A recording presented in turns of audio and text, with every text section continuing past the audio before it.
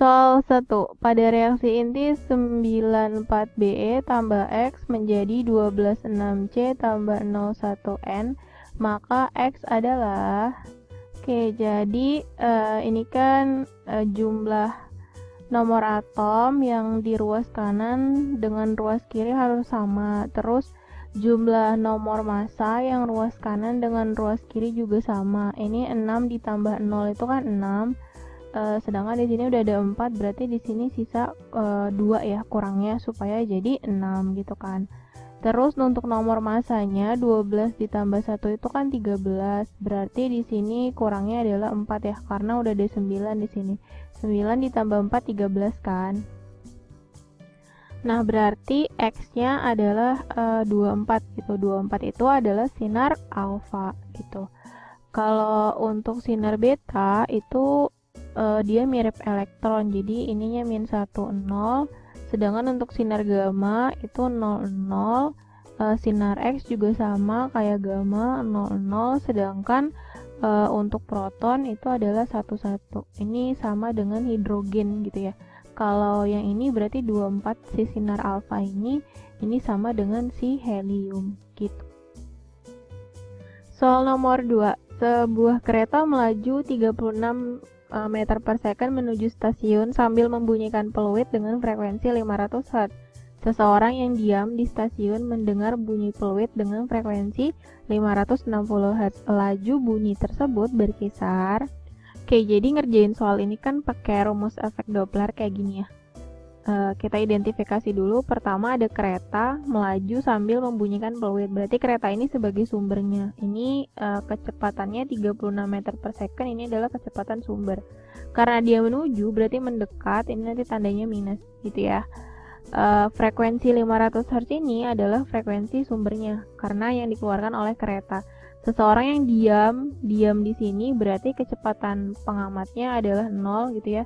Di stasiun mendengar berarti ini frekuensi yang didengar atau frekuensi pendengarnya. Oke, kita masukkan berarti ini 560 sama dengan V plus 0 per V dikurang 36 dikali 500 gitu ya. Terus ini pindah ke ruas kiri berarti 560 per 500 sama dengan V per V dikurang 36.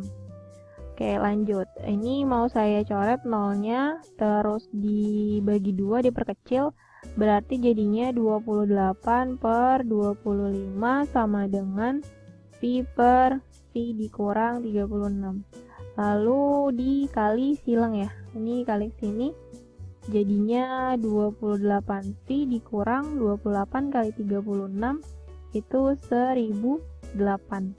Sama dengan ini kali sini berarti 25V gitu ya. Berarti 28V dikurang 25V sama dengan 1008. 28 dikurang 25 itu 3V sama dengan 1008, maka V-nya adalah 1008 dibagi 3. Nah, ini hasilnya adalah 336 meter per second. Jadi, jawabannya yang C. Soal 3. Seberkas cahaya dilewatkan pada kisi difraksi dengan 200 celah per cm akan dihasilkan garis pita terang kedua pada layar berjarak 6 mm dari terang pusat. Kisi difraksi kemudian diganti dengan 500 celah per cm, maka jarak pita terang ke-6 pada layar mempunyai jarak dari terang pusat adalah... Oke, jadi rumus untuk kisi difraksi kan seperti ini ya. dy per L sama dengan n lambda. D ini adalah lebar kisi gitu. Sedangkan untuk banyak celahnya itu ini kan n ya, jadi D itu adalah 1/n dan Y itu adalah jarak dari terang pusat ke ininya pita terang ke berapa. Kemudian L nya adalah jarak layar, terus di sini n itu terang ke berapanya atau gelap ke berapa, dan lambda adalah panjang gelombangnya. Nah, untuk kasus ini kan ada dua keadaan ceritanya ya, berarti boleh pakai perbandingan. Cuman harus tahu dulu mana yang besarannya sama. Jadi setelah tadi dibaca soalnya, kesimpulannya tuh yang sama adalah panjang gelombang dan jarak layarnya gitu kan. Sedangkan untuk dy sama n-nya itu berubah. Ini mau saya tuker ya, jadinya gini, d dikali y per n gitu sama dengan L kali lambda. Nah, karena yang di sini nih besaran yang nggak berubah, berarti kita bisa dapat rumus perbandingan yaitu D1 kali Y1 per N1 itu harus sama dengan D2 kali Y2 per N2 gitu. Nah, sedangkan si D ini sendiri adalah 1 N, berarti boleh jadinya gini, Y1 per N1 kali N besar gini sama dengan D, nggak pakai D lagi ya, D udah diganti, berarti Y2 per N kecil gini, N2, lalu N besar 2, dimana N ini dia terang keberapa, sedangkan yang N besar yang ini adalah banyak isinya. Kalau dari soal tadi berarti di sini ada N1 ya, N besar 200 celah, dihasilkan garis pita terang kedua, berarti di sini untuk N kecilnya N1, terus pada layar berjarak 6 mm dari terang pusat. 6 mm dari terang pusat, berarti ini Y1, oke. Kisi difraksi kemudian diganti, berarti ini ada N2, maka jarak pita terang ke-6, berarti ini N kecil yang kedua, lalu yang ditanya adalah Y2-nya berapa. Gitu. Ini sudah saya masukkan angkanya ya, satuannya nggak perlu diganti, karena perbandingan ini coret nolnya ya. Oke, berarti di sini tuh ada 6/4 sama dengan Y2 per 6 kali 5 tuh 30. Ini diperkecil bisa ya, sama-sama dibagi 2, ini tuh 3/2 sama dengan Y2 per 30. Setelah itu bisa dikali silang ke sini, berarti 2 kali Y2 sama dengan 3 dikali 30 itu 90. Nah, berarti Y2-nya adalah 90 bagi 2, yaitu 45 mm. Berarti jawabannya yang E. Nomor 4. Perbandingan massa planet A dan B adalah 2/3, sedangkan perbandingan jari-jari planet A dan B adalah 1/2.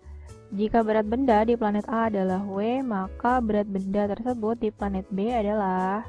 Ini nyarinya pakai perbandingan medan gravitasi ya. Gravitasi B banding gravitasi A itu sama dengan massa B kali jari-jari A kuadrat per massa A kali jari-jari B kuadrat. Oke, tinggal dimasukin GB per GA sama dengan, ini kan perbandingannya ada MA banding MB gitu ya, sama dengan 2/3, sedangkan di sini adalah B banding A, berarti dibalik 3/2 ya, 3/2. Kemudian di sini ada A banding B, udah jari-jari A banding B 1/2 tapi dikuadratin, jadi gini 1/2 terus kuadrat. Berarti ini kalau dihitung 3/2 dikali 1/4 ya kan, berarti sama dengan 3/8 gitu. Jadi gravitasi di B itu sama dengan 3/8 kali gravitasi A. Nah, otomatis berat benda di B itu juga 3/8 kali berat benda di A. Jadinya jawabannya yang mana? Yang A ya. Nomor 5. Perhatikan gambar berikut ini. Sebuah batang bermassa 1,5 kg yang salah satu ujungnya dipasang engsel tegak lurus dinding dan sebuah lampion digantungkan pada jarak tertentu dari engsel. Besar tegangan tali agar batang berada dalam kesetimbangan adalah... Oke, berdasarkan gambar ini berarti di tengah sini ada massa batangnya ya, 1,5 kg. Itu di sini tengah-tengah. Oke. Kemudian di sini ada gaya tegangan tali. Nah, karena tegangan tali ini dia miring gini, berarti harus diurai vektor ya. Ini ke atas, di sini sudutnya kan. Lalu ada yang ke sebelah kiri sini. Ini adalah T sin theta. Terus yang ke sini harusnya T cos theta, tapi dia nggak dipakai. Kenapa? Karena ini sejajar sama batangnya. Nah, ini kan ngerjainnya pakai torsi gitu kan. Sigma torsi untuk porosnya itu harus sama dengan 0 karena dia mengacu pada keseimbangan. Nah, karena yang gaya ini nih, yang T cos theta harusnya dia sejajar sama batang itu nggak bisa dipakai ke sini karena torsi itu gaya dan jarak ke porosnya itu harus tegak lurus. Ngitung torsi itu kan harus gaya kali jarak ya. Pertama ada T sin theta di sini. T sin theta dikali jaraknya adalah dari sini ke poros ini 0,8 meter kali 0,8, lalu dikurang karena dia ke bawah. Nah ini 1,5 kg harus dikaliin gravitasi dulu, 1,5 dikali 10 itu sama dengan 15 Newton gitu ya. Berarti ini 15 dikali jaraknya juga, jarak sampai ke poros. Karena dia di tengah-tengah, ini berarti setengahnya dari 0,8 yaitu 0,4 gitu. Dikurang lagi sama si 2 kg ini juga dikali gravitasi dulu, ini 20 Newton, lalu jaraknya. Nah, karena dari sini ke sini itu 0,2, berarti sisanya ke sana adalah 0,6 ya. Berarti di sini 20 kali 0,6. Nah, ini harus sama dengan 0. Kemudian berarti di sini T sin theta dikali 0,8, ini dikurang 6, dikurang, ini kali ini 12 ya, sama dengan 0. Nah, min 6, min 12 itu minus 18, pindah ke kanan, berarti jadinya T sin theta itu dikali 0,8, ini sama dengan 18. Nah, sekarang jadi masalah adalah sin theta-nya itu berapa gitu. Karena ini segitiga siku-siku kan, segitiga siku-siku gini, pakai triple Pythagoras aja. Ini 0,8 gitu ya, 0,8, 0,6. Nah, biasanya kalau triple Pythagoras 86 temannya itu 10 gitu. Berarti kalau 0,8 sama 0,6 berarti di sini 1,0 alias 1 meter berarti ya si miringnya ini gitu. Nah, sin itu depan per miring berarti 0,6 per 1. Jadi otomatis di sini T dikali 0,6 per 1 dikali 0,8 sama dengan 18. Nah, 0,6 dikali 0,8 itu kan 0,48 ya. T dikali 0,48 sama dengan 18. Nah, berarti T-nya adalah 18 dibagi 0,48 atau sama aja 1800 dibagi 48.